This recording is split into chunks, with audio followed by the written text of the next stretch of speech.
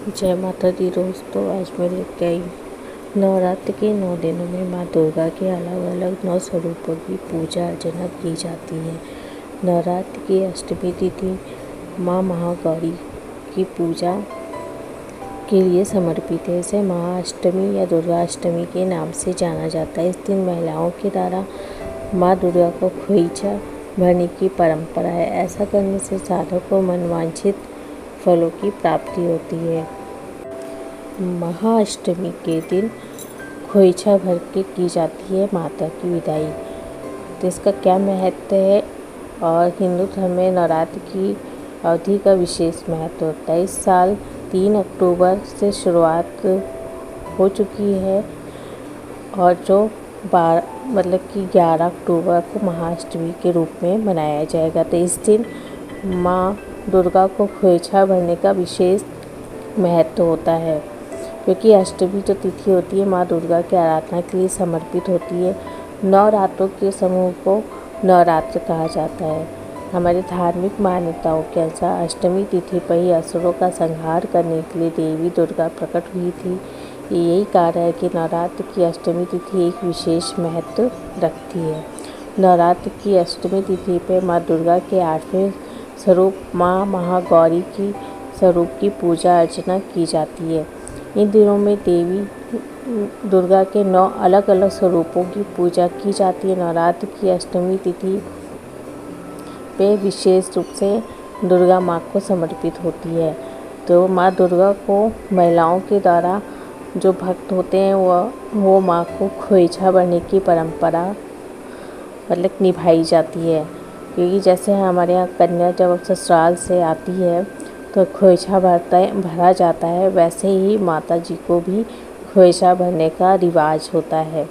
इससे जातक को मनवांछित फलों की प्राप्ति होती है। दुर्गा देवी की पूजा के लिए समर्पित नवरात्रों के समूह को नवरात्र कहते हैं और देवी दुर्गा अष्टमी तिथि के राक्षसों का विनाश करने के लिए प्रकट हुई थी। इसी कारण अष्टमी तिथि बहुत ही महत्व रखती है। खोइचा भरने का महत्व महाअष्टमी के दिन महिलाएं विधि विधान से माँ दुर्गा को खोइचा भरती हैं।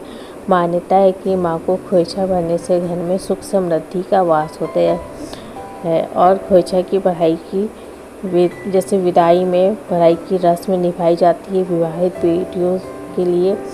तो इसी प्रकार माँ की विदाई के लिए चावल, हल्दी, सिक्के, फूल आदि कुछ चीज़ें दी जाती है, जिसे खोइचा कहा जाता है।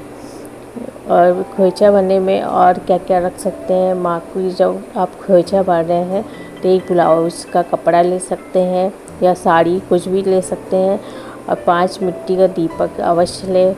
उसे मंदिर में ले जाके जलाएं और फिर धान, दूबरी, हल्दी की गांठ, 5 पीस पान, 5 सुपारी, मिठाई, बताशा, साथ में कुछ पैसे या द्रव्य और श्रृंगार का सामान माँ को अवश्य चढ़ाना चाहिए।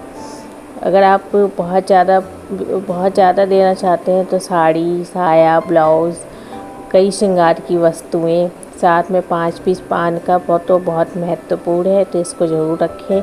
इन सभी सामग्री को एक चुनरी में बांध लें, अपने आंचल में ढक के मंदिर ले जाएं। अब मैया के दरबार में जाए, वहाँ पे पंडित जी को देख के माँ के चरणों तक पहुँचाने की अर्जी अवश्य दें। संतान सुख धन प्राप्ति के लिए भरा जाता है खोइचा। हालांकि पंडित जी कहते हैं कि हमारे यहाँ के जो पंडित जी उन्होंने बताया है कि जो लोग उपवास नहीं करते, फलाहार नहीं करते या किसी कारणवश खाना भी खा लेते हैं तो आप खोइचा भर सकते हैं। तो उन्होंने कहा माता के प्रति श्रद्धा हो, आप खाना खाने बाद भी खोइचा जो होता है वो माँ को भर सकते हैं अपनी सभी मनों की पूर्ति के लिए। जो पहला और आखिरी व्रत भी रखते हैं, अगर उनका मन है तो ये सारी सामान लेके मंदिर में जाके पंडित जी से बोल के माँ को खोइचा भर सकते हैं, कोई दिक्कत की बात नहीं है।